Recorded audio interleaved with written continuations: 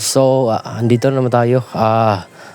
Gawa naman tayo ng video kasi may nag-request sa atin kung paano raw gawin yung or paano iset yung ganito, yung KWS 302. Pero may tatlong version to. KWS 302L, KWS 302WF. Yung WF, yun ang may Wi-Fi, and then yung L, yun ang walang Wi-Fi. Yung WF, meron siyang Wi-Fi at saka meron siyang protection. So, pag naset mo na dyan, and then dumating na sa punto or umabot na sa punto sa nakaset na or nakaprogram dito sa it-in-one display, so matik siyang mag-off. Pero before that, mag-warning pa siya. And then mag-off siya sa nakaprogram dito. Sa WL, wala siyang Wi-Fi pero may protection siya. Okay.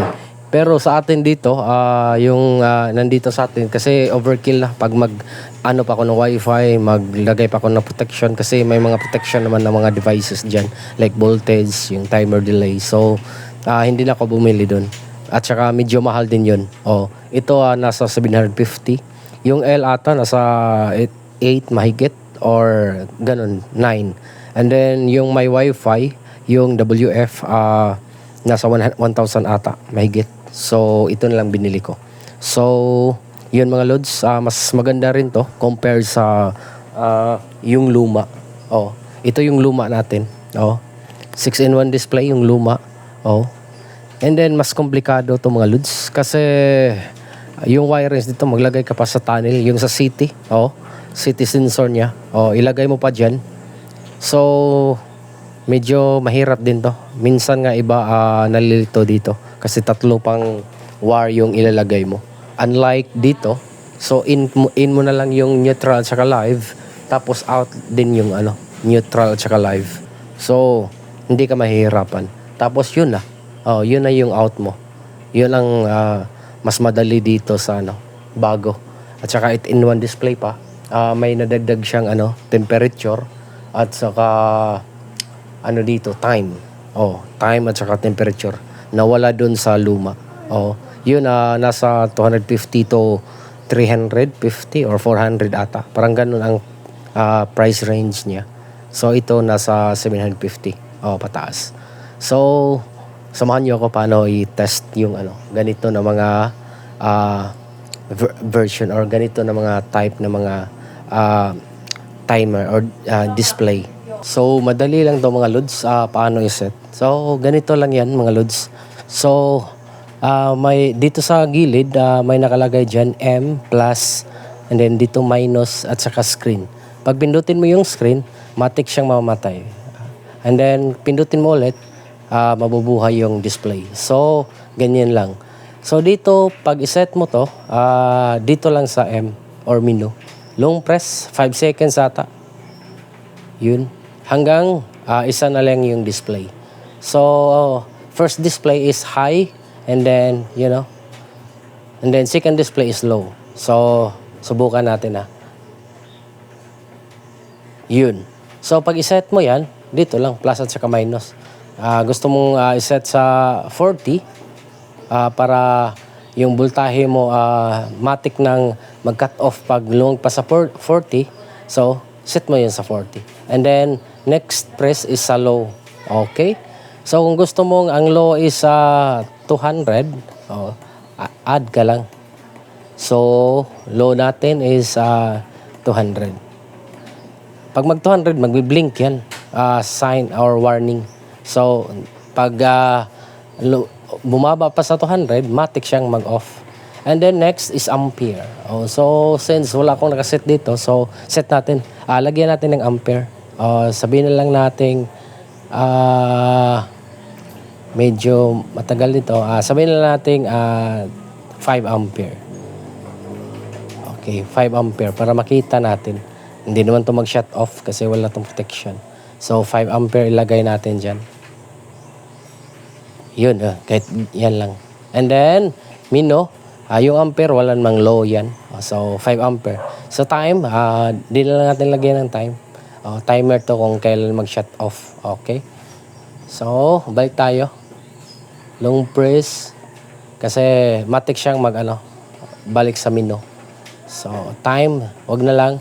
And then kilowatt, kung gusto mong lagyan ng kilowatt, ilang kilowatt lang, pwede mo lagyan. Plus at saka minus lang. Wag na, di natin i-set doon. Sa watt, pwede nang wag na. Kung lagyan mo natin, halimbawa, lagyan natin ng hanggang 131 watt lang, magbi-blink yan. So, dito sa degree Celsius, pwede ring lagyan mo. Gusto mong hanggang 70 degree lang, mag-shut off siya, or 60 degree, mag-shut off siya. And then, last is timer to, kung kailan mag-shut off yung display. Halimbawa, gusto mong 1 minute, lagyan mo ng 1. Kung gusto mong hindi, palaging naka-display, manually lang, dito sa screen mo pindutin, so 0. So, kung gusto mong lagyan, okay, matik siya, mag-off after 1 minute. So, press mo ulit, yun, babalik siya. Okay, yun, nakita mo. Kasi nakaset yung 131 dito sa wattage. So, nagbi-blink yung watt natin. Tingnan nga natin. So, di ba yung voltahe natin is 228? So, set natin na 225. Magbi-blink din yan. Yun, 240. So, kung ilagay mo dyan sa 25, magbi-blink din yan, or 24. Okay.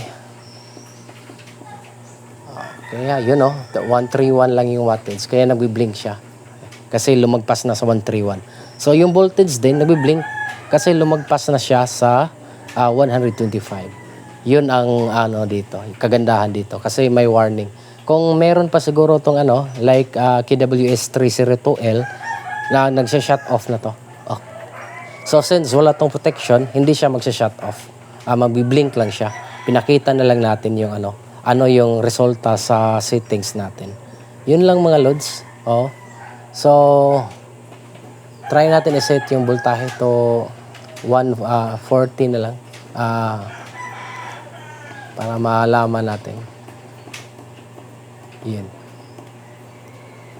Yun, 240. And then dito sa wattage, kahit 1,000 na lang. Kasi kaya naman dito is 2,500. Since we're using Jenson 5,000 watts, so continuous power niya is 2,500. So lagay natin 2,500. So 2,500. 2,500. So, lumagpas tayo.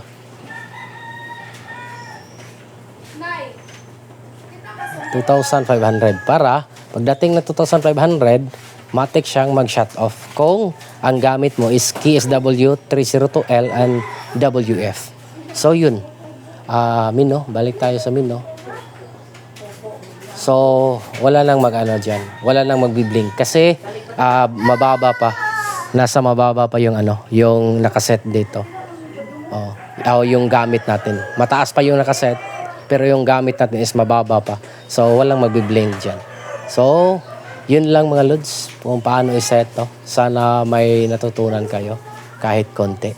Yun mga lods, maraming salamat kung dumating kayo sa puntong ito. Maraming salamat sa pagpanood sa video natin. Yun, nakaset kasi ng 1 minute. Matik siyang mag-off. So, balik natin muna bago tayo magpaalam sa video natin para mas maganda.